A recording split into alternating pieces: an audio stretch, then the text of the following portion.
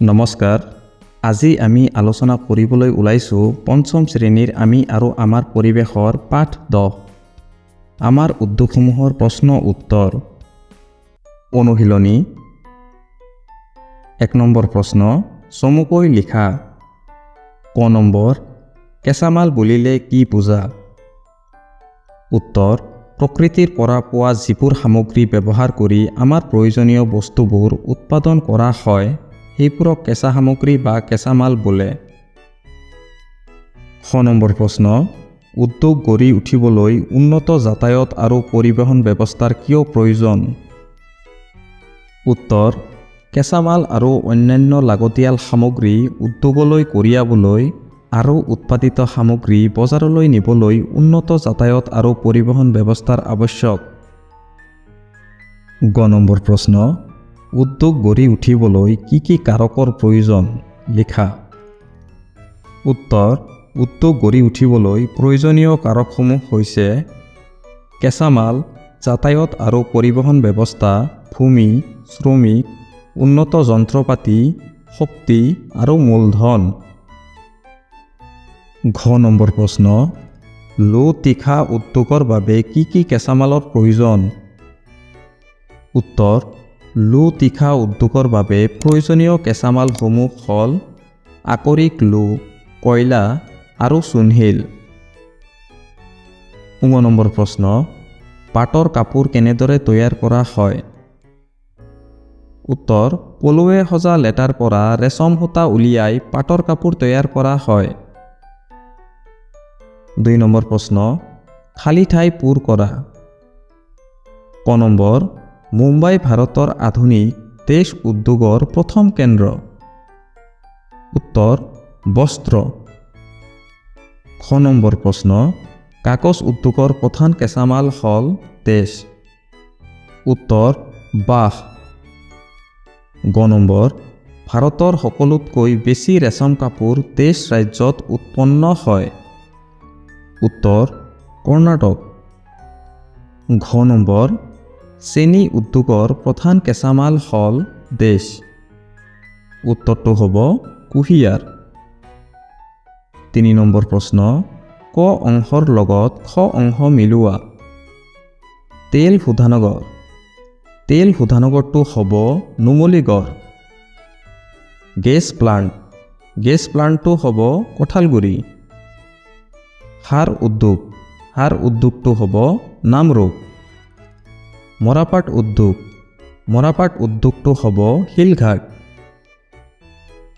4 number প্ৰশ্ন, পৰ্যাপ্ত পৰিমাণে কেঁচামাল মজুত নাথাকিলেও যে কোনো এখন ঠাইত বৃহৎ উদ্যোগ গঢ়ি উঠিব পাৰে সেই বিষয়ে এখন দেশৰ উদাহৰণ দি বুজাই লিখা। উত্তৰ, পৰ্যাপ্ত পৰিমাণে কেঁচামাল নাথাকিলেও উদ্যোগীকৰণ সম্ভৱ হৈছে। উদাহৰণস্বৰূপে, জাপান এখন সৰু দেশ আৰু ইয়াৰ উদ্যোগৰ বাবে প্ৰয়োজনীয় কেঁচামালৰ অভাৱ। তথাপিও এই দেশ শিল্প উদ্যোগত আগবঢ়া।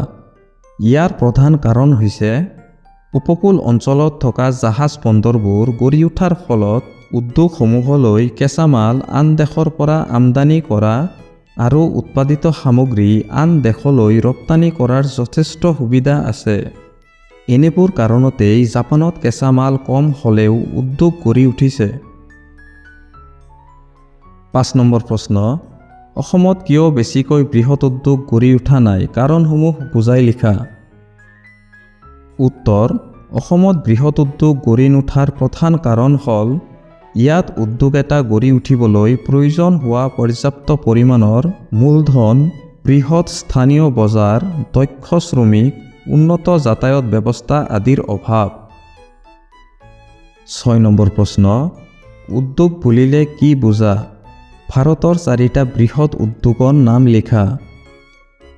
উত্তৰ, আমি আমাৰ কিছুমান প্ৰয়োজনীয় সামগ্ৰী প্ৰকৃতিৰ পৰা প্ৰত্যক্ষভাৱে নাপাওঁ।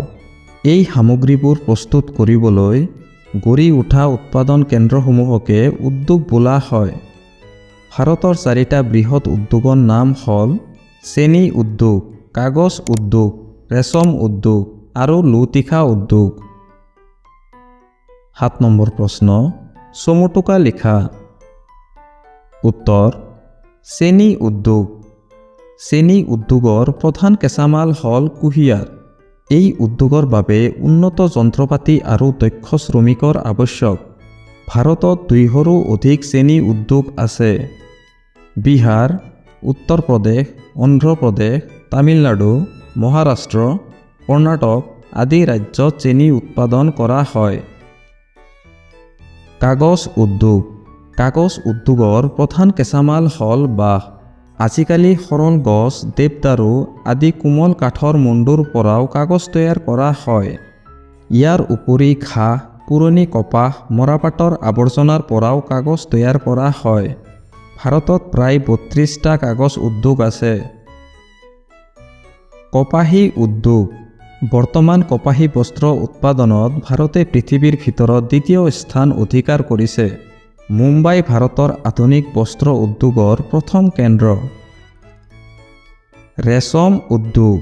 ৰেচম কাপোৰ উৎপাদনত ভাৰত পৃথিৱীৰ ভিতৰতে 2য়খন দেশ হিচাপে পৰিগণিত হৈছে। কৰ্ণাটক ৰাজ্যত দেশৰ মুঠ উৎপাদনৰ আধা অংশ ৰেচমী কাপোৰ তৈয়াৰ কৰা হয়।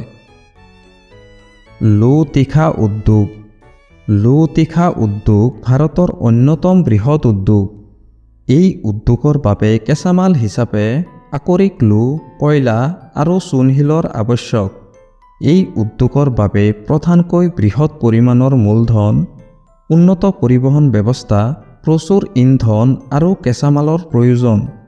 পশ্চিম বংগ, ঝাৰখণ্ড, বিহাৰ, উৰিষ্যা আৰু ছত্তীশগড়ৰ বৃহৎ অঞ্চলটো লো-তীখা উদ্যোগৰ কেন্দ্ৰস্থল হৈ পৰিছে।